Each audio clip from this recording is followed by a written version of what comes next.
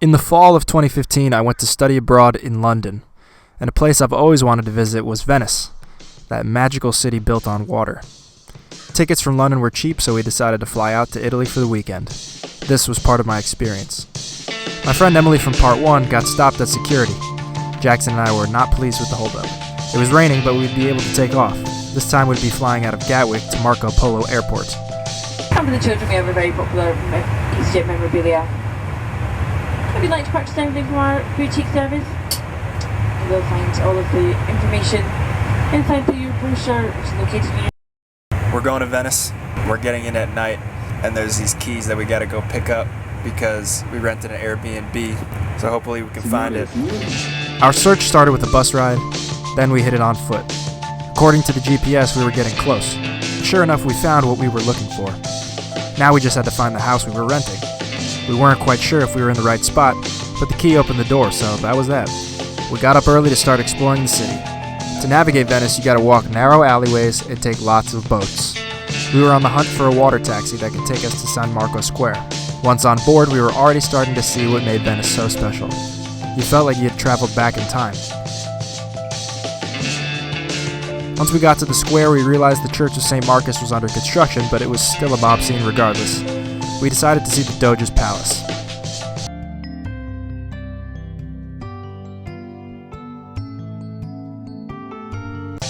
Paying a little extra got us a ticket that gave us access to museums all over the city.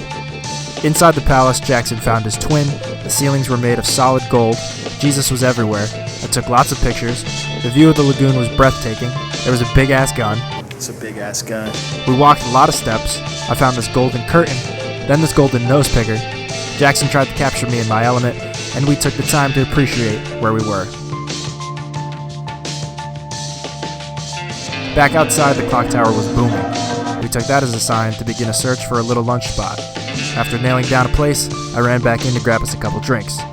M planned tomorrow's moves. Food was good, music was good, then we were on foot again.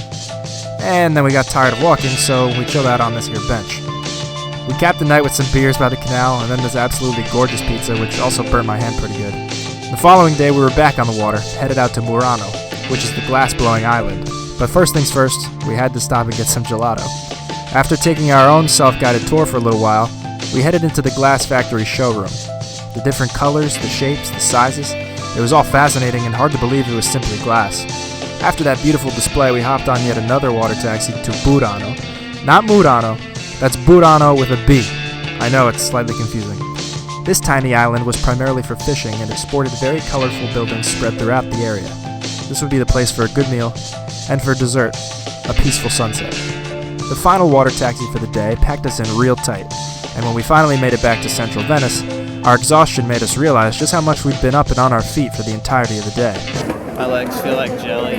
But before we returned to home base, something unique to Venice caught our eye that made the whole trip complete. Thoughts of Carnival could not be suppressed.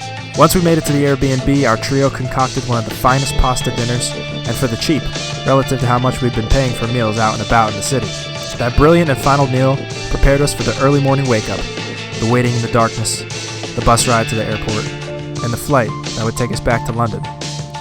All in all, Venice might have been my favorite city visited while I studied abroad in those 4 months.